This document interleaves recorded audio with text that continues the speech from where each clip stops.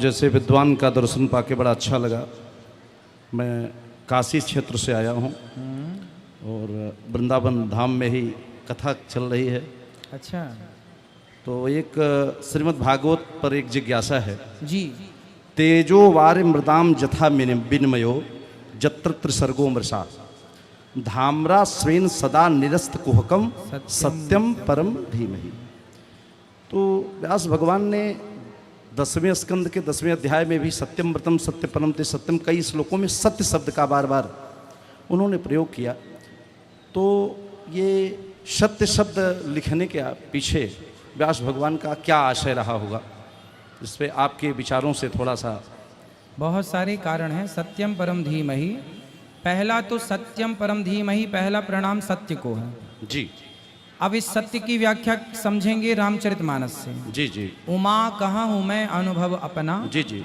सत हरि भजन जगत सब सत्य। जगत ईश्वर को ईश्वर सत्य है, जी। ब्रह्म सत्यम जगन मिथ्या। जी। तो यहाँ सत्य किसको कहा गया? ईश्वर को, ब्रह्म को, परमात्मा को।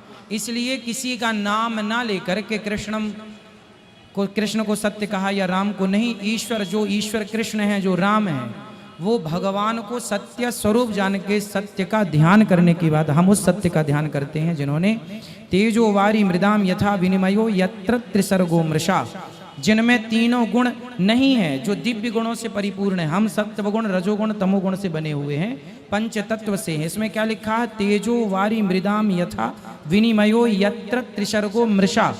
ये तीनों चीजें मृषा है किनके लिए? भगवान के लिए। जन्माद्यस्य यतः, जिस परमात्मा के द्वारा सृष्टि उत्पन्न करते हैं, पालन करते हैं, और स्वानैव राजतीति स्वराट, जो परमात्मा जिनसे सूर्य और चंद्रमा भी प्रकाशित होते हैं, जिन्हें किसी से प्रकाश लेने की जरूरत नहीं है, वो परमात्मा सारे गुणों से परे है, दिव्य गुणों के धनी है। और वो परमात्मा जो ऐसे हैं जिन पर मुह्यंत यत सूर्य, जिन पर बड़े बड़े यत सूरी ब्रह्मा जी मोहित हो जाते हैं। ब्रह्मा जी मोहित हो गए, बछड़े चुरा कर ले गए। हाँ हाँ जी जी। 10वां स्कंद जी। इंद्र मोहित हो गए। हाँ हाँ। शिव जी मोहित हो गए। हाँ हाँ। बड़े बड़े लोग मोहित हो गए। उस परमात्मा को हम सत्य स्वरूप, उनको सत्य स्वरूप कह के उनका ध्यान कर रहे हैं, उनको प्रणाम कर रहे हैं। सच्चिदानंद रूपाय विश्वोत्पत्त्यादि हेतवे।